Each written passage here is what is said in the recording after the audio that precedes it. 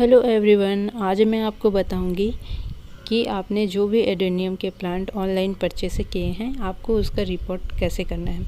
Report करना बहुत ही आसान है। आपको चाहिए नॉर्मल गार्डन सॉइल, उसी में आपको चाहिए कोकोपीट, रेत और आपको चाहिए वर्मी कंपोस्ट। सभी जो है आप इक्वल अमाउंट में लीजिए। इक्वल अमाउंट में लेने के बाद आप इसे अच्छे से मिक्स कर लीजिए।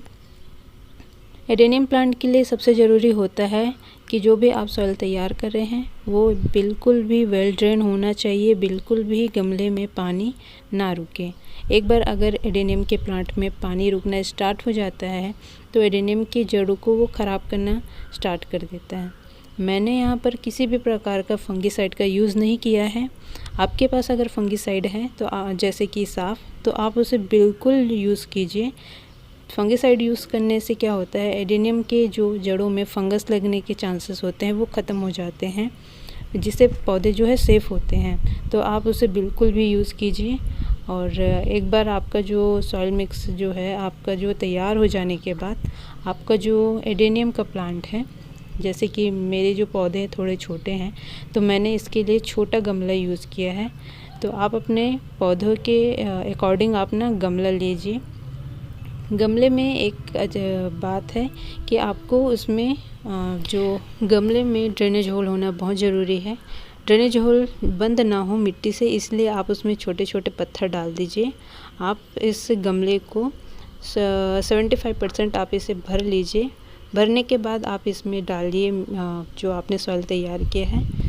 आप जो भी एडेनियम के प्लांट लगा रहे हैं आप उसका खास ध्यान ये रखें कि आप जब भी एडेनियम के प्लांट लगाते हैं तो उसे पूरा नीचे तक ना डालें। जैसे कि एडेनियम प्लांट के जो जड़ें जो होती हैं, जो वाइट जो पोर्शन जो होता है, आपको बस उसी को ही मिट्टी में डालना है।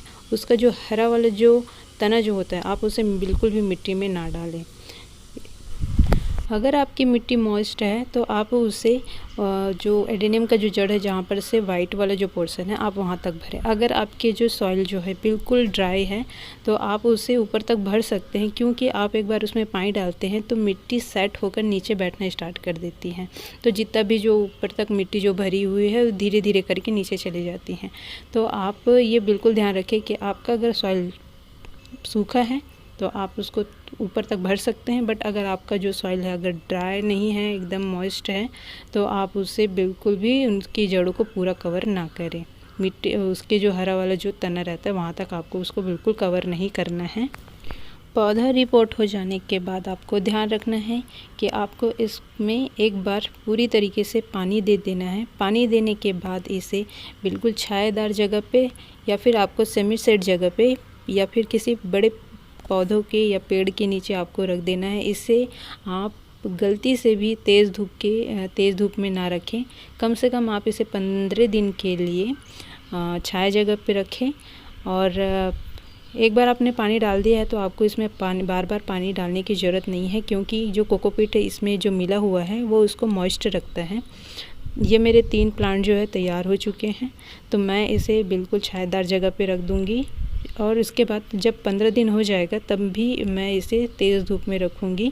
स्टार्टिंग में क्या होता है, जो एडेनियम के जो प्लांट जो रहते हैं उसकी पत्तियाँ पीली होके गिरने लग जाती हैं, तो बिल्कुल घबराने की ज़रूरत नहीं है, क्योंकि ये पौधे मुझे 5 दिन के बाद मिले थे। तो स्ट्रेस में थे तो अपनी पुरानी पत्तियाँ वो गिरा देंगे और वहाँ से वो नई पत्तियाँ जो है निकलने लग जाएंगी। एडेनियम के पौधों को 30 से 40 दिन हो चुके हैं। देखिए कितने हेल्दी हो चुके हैं मेरे पौधे, और नई नई पत्तियां भी आना स्टार्ट कर चुकी हैं, ग्रोथ कर रही हैं। कम से कम 1 साल के बाद ही ये फ्लावरिंग करना स्टार्ट करेंगी। फ़िलहाल तो ये इन्हें अभी अच्छे से ग्रो करना है। आई होप आज का वीडियो आपको बहुत अच्छा लगा होगा। अगर आपको अच्छा लगा है तो प्लीज़ लाइक करें और शेयर करें, सब्सक्राइब करें।